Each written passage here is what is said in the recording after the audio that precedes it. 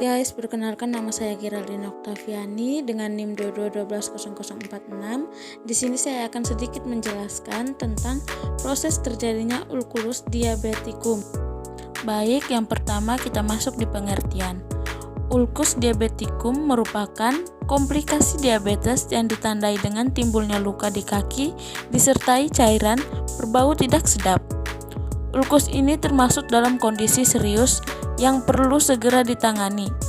Jika kondisi sudah parah, penderita ulkus diabeticum harus menjalani amputasi untuk mencegah kerusakan saraf lebih lanjut. Yang kedua, kita masuk di penyebab ulkulus diabeticum.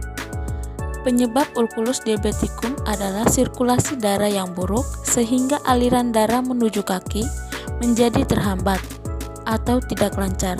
Kondisi ini juga bisa dipicu oleh penurunan fungsi saraf akibat tingginya kadar gula darah pada penderita diabetes.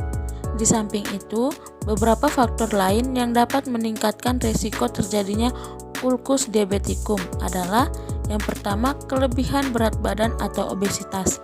Yang kedua, kelainan pada bentuk kaki, misalnya tulang menonjol. Yang ketiga, gangguan penglihatan. Yang keempat, kapalan di kaki. Yang kelima, kebiasaan merokok dan mengonsumsi minuman beralkohol secara berlebihan. Baik, yang ketiga kita masuk di tanda dan gejala ulkus diabeticum. Yang pertama, luka tak kunjung sembuh. Yang kedua, tidak terasa nyeri. Yang ketiga, luka semakin memburuk. Baik, di bagian keempat kita masuk pada derajat keparahan ulkus diabeticum. Ulkus ini dikategorikan dalam beberapa derajat. Keseriusan luka tergantung dari dalamnya luka dan luasnya jaringan yang mati, di mana biasanya luka muncul berupa goresan atau kapalan pada tahap awal. Beberapa klasifikasi derajat keseriusan ulkus diabeticum adalah sebagai berikut. Yang pertama, tahap 1. Kedalaman luka hanya di permukaan kulit atau area jaringan subkutan. Tahap 2. Kedalaman luka telah mencapai ligmen, tendon, dan otot. Tahap ketiga, kedalaman luka telah sampai ke tulang. Tahap keempat, telah mengalami kematian jaringan di bagian kaki tertentu seperti jempol atau tumit. Tahap kelima, kematian jaringan semakin luas sehingga ke bagian kaki keseluruhan. Tahap keenam, ulkus sangat beresiko menyebabkan komplikasi seperti sepsis sehingga harus dilakukan amputasi. Yang kelima, kita masuk di bagian cara perawatan ulkus diabeticum.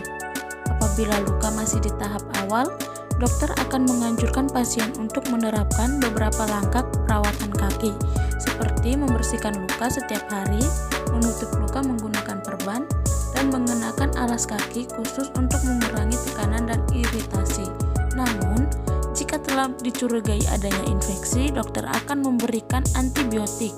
Sementara itu, apabila pasien telah mengalami komplikasi ulkus diabeticum seperti kematian jaringan, dokter akan melakukan tindakan amputasi untuk mencegah kondisi yang lebih membahayakan.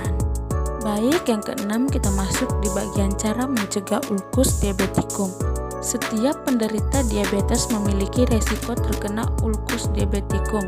Namun, ada beberapa cara yang bisa dilakukan untuk mengurangi resiko tersebut. Di antaranya, yang pertama, memeriksa bagian kaki secara rutin untuk melihat ada atau tidaknya retakan atau kapalan yang berpotensi menjadi luka. Yang kedua, rutin membersihkan kaki dengan sabun dan air hangat, khususnya di antara jari-jari kaki, lalu keringkan secara menyeluruh. Yang ketiga, memotong kuku secara rutin.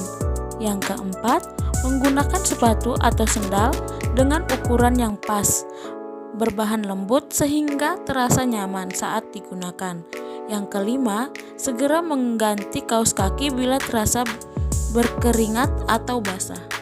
Sekian penjelasan singkat dari saya. Terima kasih. Jika ada salah kata, mohon